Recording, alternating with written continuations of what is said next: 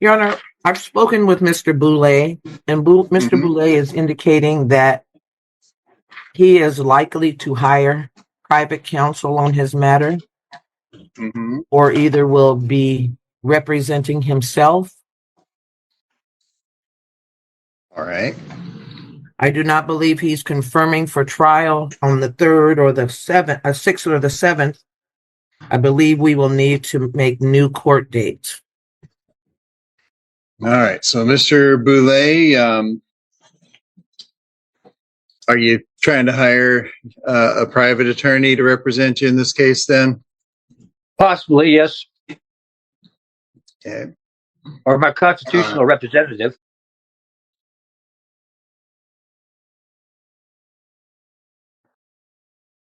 I mean, you know, right. all my laws are violated against me. You know, all my rights are taken from me and stuff like that. And I'm not happy about it. Everything was wrong. They don't have an RAS, SAF, none of that stuff. I mean, what they did was totally wrong. They assaulted me, incarcerated me, kidnapped me, and handcuffed my cousin, 65 years old, never been in trouble in her day of her life, and got handcuffed right in our house. They had no reason to come to my house. So, you know, I'm not happy about this. And this is not going to go over easy for you guys. All right, Mr. Boulay, I'm going to set your case aside for you to calm down, take a breath, and be ready to address the court. This is the kind of outburst that immediately grabs your attention. You can hear the frustration, but also the confusion.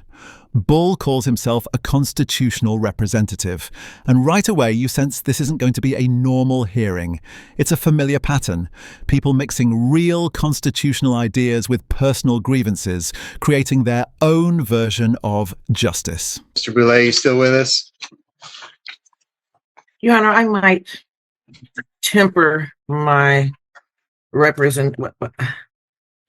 Mr. Boulay is a constitutionalist, and Mr. Boulay feels strongly that he would like to secure an attorney that can state his position to the court or either represent himself on this matter.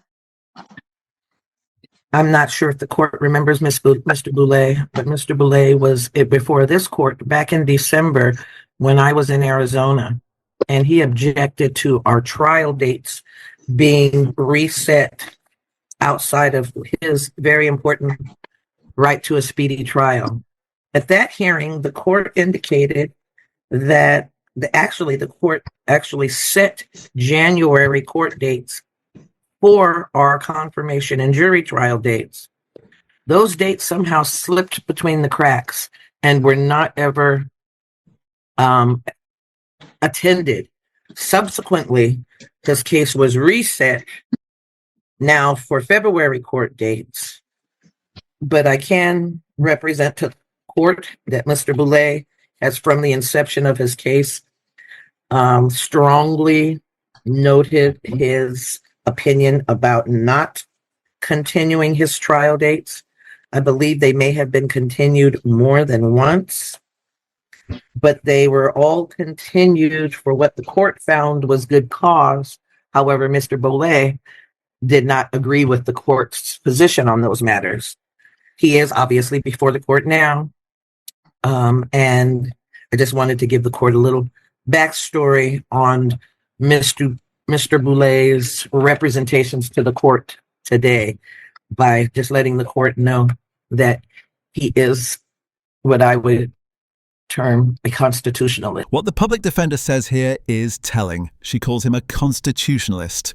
That word often signals someone who believes the court has no authority over them. It's not just defiance, it's almost a belief system. And while the court sees it as obstruction for Boole, it's a matter of identity and principle. Yeah, Mr. Boulay, what I want to know is what you want to do about representation, whether that's Ms. Rowe, another attorney, or yourself. And in light of that, how does that affect the trial dates that we have set for you for March 6th? It affects discoveries get here and all that stuff, because once I get my discoveries and stuff like that, just send a motion in there on dismissal, first of all. And as far as me getting an attorney, that'll take me probably a year because I'm on Social Security disability. I get peanuts. I get saved for an attorney. It's going to take at least a year to save for it. So you're better off I go myself. But I got a constitutional attorney for us, and I'm going to get him hopefully to come take care of it for me. Are you there? Oh. Yeah, Mr. Boulay, I can hear you. Okay. I mean, I didn't ask for any continuance. I don't know what happened in January. I never even heard of January. So I have never. Yeah. I mean, is there an SA? Excuse me, sir. Is there an SAF filed at all in those paperwork? I don't know what you're referring to. Reasonable articulate suspicion that I committed a crime. If they don't have that, do they have an SAF in their report? Previously found, Your Honor. I'm not going to go down this path like this. Well, I understand that, but you guys are intruding my past. Now, mute the phone, please. All right, and Mr. Boulay, and for the record, I've had your microphone muted because you're not answering my question. Here's where it all unravels. He's tossing around phrases like reasonable, articulable suspicion and SAFA, none of which makes sense in this context. This is classic sovereign citizen language, legal terms mashed together to sound official. Judges have seen this 1,000 times, but for someone like Boole, this is his shield. He truly believes the law is being weaponized against him. Ms. Rowe, Mr. Thompson, my inclination is to leave this case set as is for trial on March 6th. I mean, what I'm hearing here, if I can distill it down to what's being said, is that Mr. Boulay is just upset about this whole thing, and he has an opinion about how speedy trial works, which is fine. I mean, in any kind of case, whether a person's characterized as a constitutionalist or not, they might disagree with court rulings, they might disagree with their attorney's trial strategy, they might disagree with their attorney's characterization of what the law is, and that is fine and that is normal, and I don't think that's any kind of obstacle to trying a case.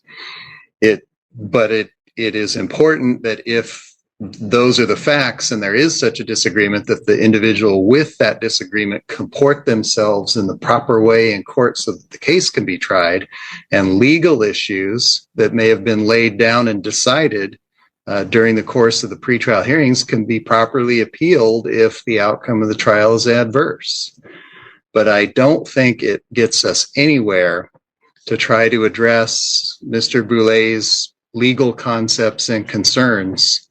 That's your job, Ms. Rowe, to present his legal case to the court. He's not free to, as a person who's represented, he's not free to also represent himself as an attorney and present his own legal theories to the court and argue them. So at this point, he's been previously advised of his rights. He's elected to accept appointed counsel from the court. It is the eve of trial, which is set on March 6th. This case has been continued previously for a good cause as found by the court. Engaging in this kind of discussion at this late stage, which appears to be nothing more than satisfying an intellectual position that Mr. Boulay has, is just what I perceive to be a mechanism to delay and extend the case. His most direct answer to the question that I asked him was that he would take at least a year to try to find an attorney. I don't think that's a realistic option in any way. So at this late stage, it would be inappropriate. It would not serve the interest of justice to allow Mr. Boulay extra time to hire a different attorney from you, Ms. Rowe, nor would it be appropriate to let him represent himself. And he's clearly not prepared to do that. And any request that he may be making to do that, I interpret as just a way to try to delay and extend the proceedings instead of going to trial. So I am going to mark this case down as confirmed for March 6th at 9 a.m. And watch how the judge handles it. Calm, measured, but firm. This isn't anger, it's authority. He's drawing a line between legitimate legal argument and emotional chaos. The judge refuses to get dragged into philosophical debates because that's exactly what sovereign citizens want, to derail the process and force a courtroom into their own logic. Defend me. I don't want her to defend me. I've never even talked to her. I talked to her before they gave her continuance because she went out of state for Christmas. That was them who gave the continuance. The second continuance, I didn't even know about. I didn't ask for any continuance whatsoever, and I don't want her to represent me because we don't even have time to prepare for the case because she hasn't even talked to me about anything. Nothing. It's the first time. It's the only time I talked to her is when I come on to Zoom. It's the only time I talk to her. Other than that, I've never talked to her, and I don't have to accept her for my legal representation. And I was talking. I was being kind of a smart ass about the 1 year because the money I make right now for disability is very, very, very little. And so it means I'd have to save to get an attorney. So that's what I meant by a year. I don't want to wait for a year. I want this over now so I can get my lawsuits going. Yeah, well, this case is going to be resolved by trial, and that's going to commence on March 6th. Well, what too? You're going to try me down it? She's not. I'm not having her represent me. Miss Rowe is your attorney in this case. No, I didn't. I didn't pick her. You guys can't just tell me who I can have for an attorney. Your Honor, I think it would be important to remind the defendant that it's not trial by Zoom either. He would need to be here in person. I don't know how clear I was on that point, but trial is conducted in person and not by Zoom. So all appearances after this one are in person at the courthouse. And Your Honor, could I inquire whether the state was confirming today? We were. Apparently, yes. Okay, that will conclude Mr. Boulet's matter for today. And I believe that will also conclude the calendar.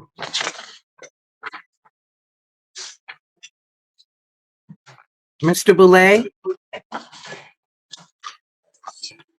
I will be calling you. Yeah. I will be calling you on Monday. He can't tell me that shit. He can't tell me who I can have for an attorney. At this point, it's not even about the case anymore. It's about control. Bull wants to pick his lawyer, challenge the court, rewrite the rules, but the judge shuts it down without losing composure. This is the perfect example of courtroom discipline. A judge keeping the system steady while someone tries to tear it apart from within. You can almost feel the tension in every word. Bull isn't backing down, but the court isn't budging either. There's a clash between law and belief, between order and chaos.